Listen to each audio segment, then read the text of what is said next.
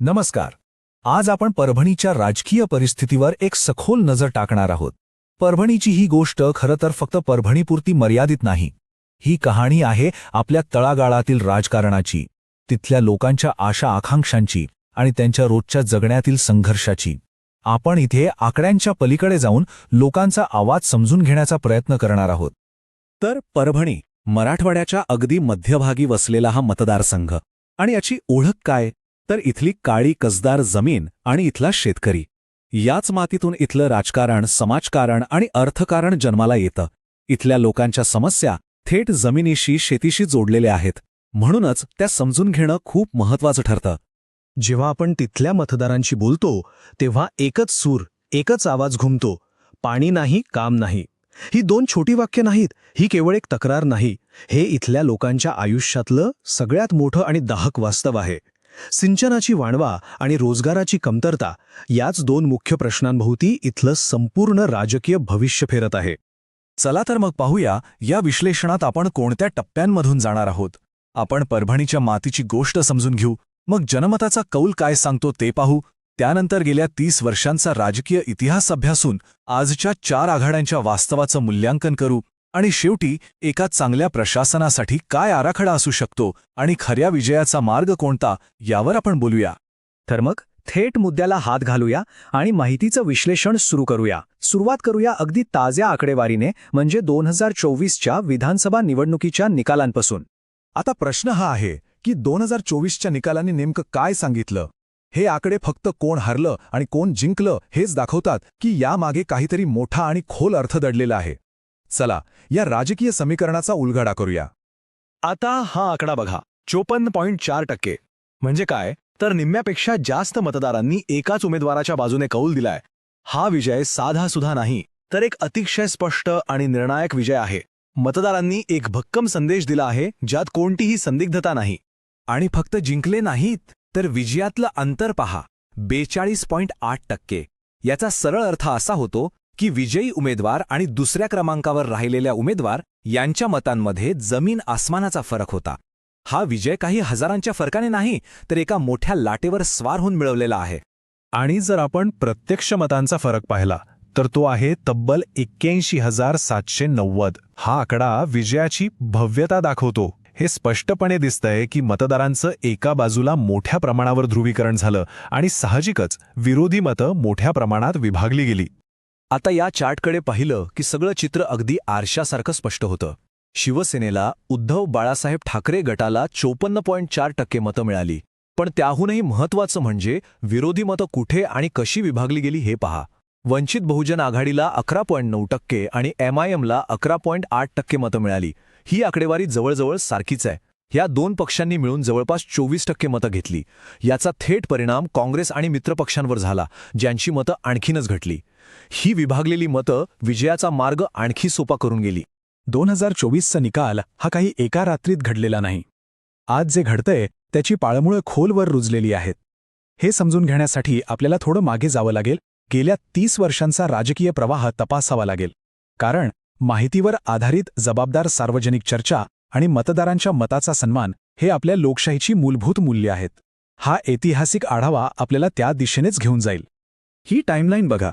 1995 पासून ते आजपर्यंत परभणी हा शिवसेनेचा एक मजबूत बालेकिल्ला राहिला आहे. रेंगे असतील, जाधव असतील किंवा आप्ताचे पाटील, चेहरे बदलले पण पक्षाची मतदारसंघावरची पकड कायम राहिली. ही जवळपास 3 दशकांची एक सलग राजकीय परंपरा आहे. आणि ज्यावेळी शिवसेनेचा गड मजबूत होत होता, त्याचवेळी दुसऱ्या बाजूला काय घडत होतं तर काँग्रेसचा आलेख पहा. 1999मध्ये जिथे काँग्रेसला 36.9% मतं मिळत होती, तिथे 2024मध्ये हा आकडा जेमतेम 8%वर आला. एकेकाळी प्रमुख विरोधी पक्ष असलेल्या पक्षाची ही घसरण आजच्या राजकीय परिस्थितीचं एक अत्यंत महत्त्वाचं कारण आहे. बरं, आपण आकडे पाहिले, इतिहास पाहिला. आता या सगळ्या माहितीच्या आधारावर आजची नेमकी परिस्थिती काय आहे याचा एक व्यूहात्मक मूल्यांकन करूया. म्हणजे इथल्या राजकारणाची ताकद काय, कमकुवतपणा काय, कोणत्या संधी आहेत आणि समोर धोके कोणते आहेत हे समजून घेऊया. तर ताकद आहे महाविकास आघाडीचं खोल व रुजलेलं नेटवर्क आणि विद्यमान नेत्यांची असलेली ओळख. पण मग कमकुवतपणा काय? तर अनेक वर्षांच्या सत्तेमुळे आलेली एक प्रकारची आत्मसंतुष्टता आणि काँग्रेसच्या कार्यकर्त्यांची कमजोर फळी. संधी नक्कीच आहे असंतुष्ट तरुण, महिला मतदार यांच्यापर्यंत पोचण्याची आणि शेतीच्या प्रश्नांवर पूर्णपणे हक्क सांगण्याची.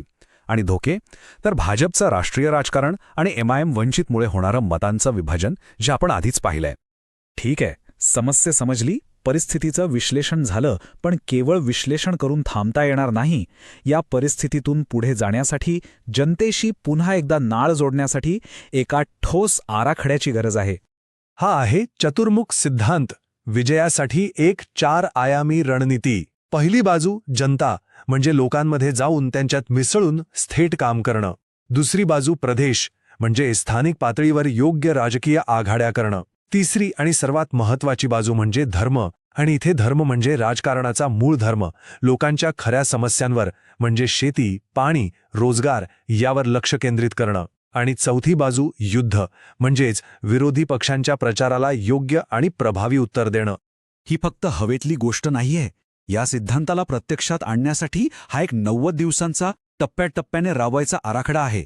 पहिल्या 30 दिवसात संशोधन, पुढच्या 30 दिवसात प्रचाराची आणि जमिनीवरच्या कामाची तयारी, त्यानंतरच्या 30 दिवसात आघाड्या आणि उमेदवाराची ओळख निर्माण करणं, आणि शेवटच्या टप्प्यात मतदारांना घराबाहेर काढून मतदानासाठी प्रवृत्त करण्याचे तीव्र प्रयत्न.